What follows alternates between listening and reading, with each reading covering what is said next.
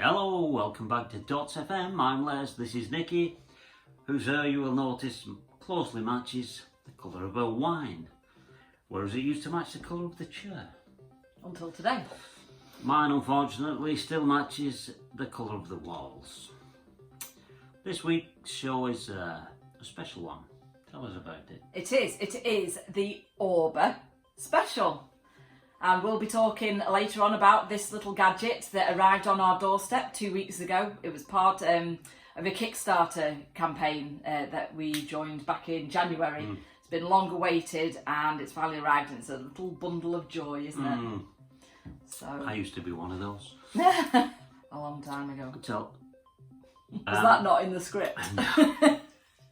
On this week's programme, we have the continuing saga of Top Trumps, vintage synth Top Trumps, a game in which I'm getting soundly trounced.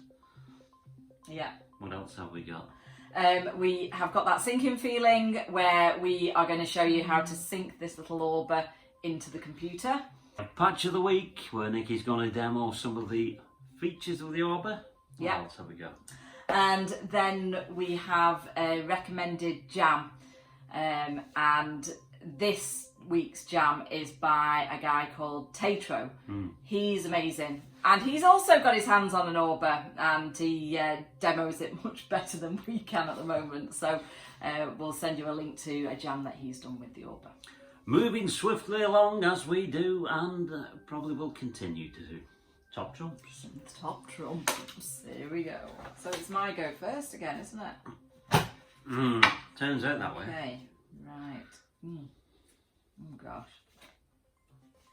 They're always upside down. This is a tricky one, to be honest. Okay. Oh, they're all quite bad, actually. I'm going to go for release date. Release, I can't see this light. Release 1975. 1979. Read it in a week. What you talking about, Will? It's the youngest one that wins. The youngest synth wins. Yeah. So, what did you have? I have the Korg 800 DV. And I've not got my readers on. Do you want me to read? Essentially, two Korg 700Ss. This fantastic instrument is also known as the Maxi Korg and is a joy to play and program. It offers true duophonic performance thanks to comprehensive independent control over each voice. However, stacking sounds and playing them monophonically is simple and can sound fat as a fat thing in the centre of Fat Town. Cool. Okay, so I have the Moog Prodigy, which is the winning card. Secretly, Rich Walborn and Tony Marquez decided to try and make a $500 Moog synth. After succeeding, they took it to marketing and said, give it a name. The Prodigy is a rich-sounding, easy-to-use mono-synth with that Moog sound in abundance. The classic 24 decibel filter coupled to two VCOs, hard sync and snappy envelopes grants instant joy, especially if you can't stretch to a mini Moog. Used by Howard Jones.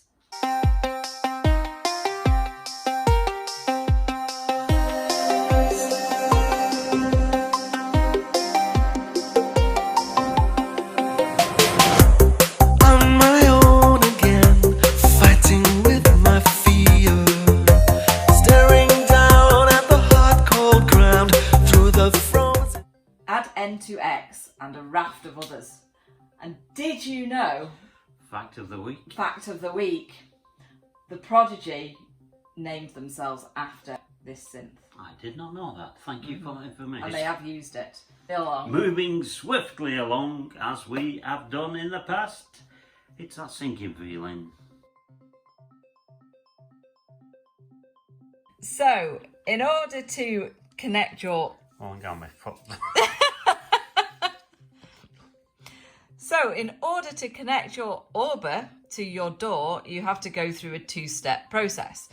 Firstly, you have to connect your Orber to your computer via Bluetooth, and it's not as simple as going to the Bluetooth icon and thinking it's going to be there, which is what I did originally. Instead, you've got to go to an app which should be already on your computer called Audio MIDI Setup. And once you're in that map, you click on Window and click Show MIDI Studio. And hopefully you'll see your Auber there. So you highlight your Auber and then go to the little Bluetooth icon on the menu bar, like that. And it's as easy as hopefully seeing your Auber listed. Make sure your Auber is switched on and click Connect. And voila, we are connected. Okay, so the second stage of the process is that you go into your DAW. We're using Ableton Live. And I've taken a synth from the Arturia V collection. It's basically their version of the Mini Moog. And in the track, we need to select MIDI from and select the Auber.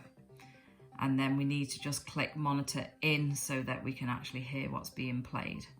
So now, if I just open up the Mini Moog and we'll use this Anthem synth. If I play on this, we should be able to be controlling the synth in Ableton. Now, the reason why it sounds a bit weird at the moment is that I've not turned the sounds off on this Auber. The app for the Auber allows you to turn the internal sounds off, but at the moment that doesn't seem to be working. I think there's a bit of a glitch that they're working on.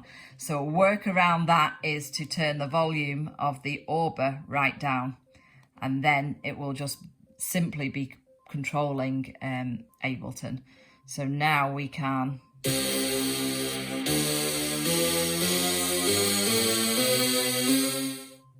Okay, so we've found another preset on here which we can demonstrate the filtering effects on this. So basically, if we press a note now and tip it up, it's going to affect the mod wheel and it will affect the sound.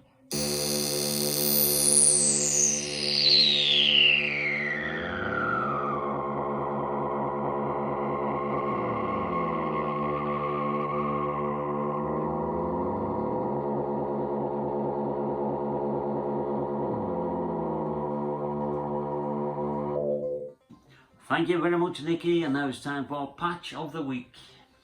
Yep, so this week we are featuring the Auber, and we're just going to show you some of the sounds that are built into it.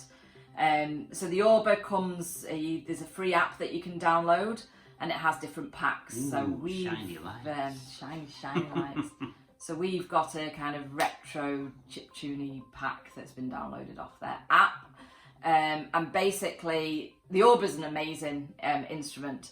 It has drums, bass, chords, and lead. And you can record on it, so you can record your drum beat and add layers over that. You can change octaves on it. You can change the tempo. It does amazing things like claps, if you just clap it. So you got a shaker. It's got a shaker, which I'm not very good at yet. Who knew? But it's got a shaker. I hope it's not got a tambourine. It's not got a tambourine, no. So the drums, so we've got the kick drums, snare. And oh, is it pressed? Is yeah. it touch sensitive? It's touch sensitive, so if you whack it, Oh, you right. can get, or you can get a really short sound. Never tell. You can have a go, yeah.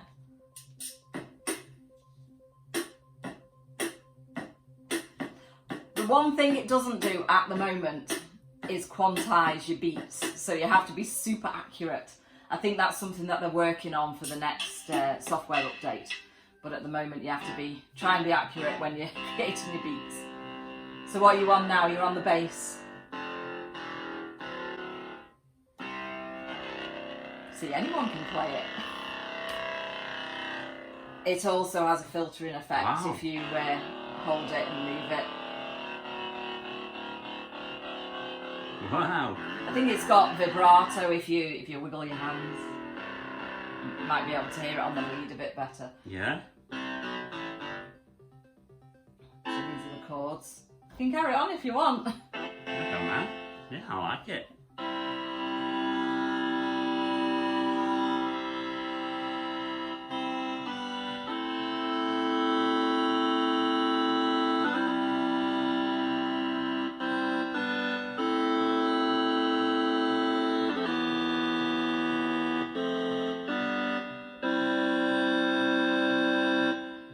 Go on then, demo the lead sound.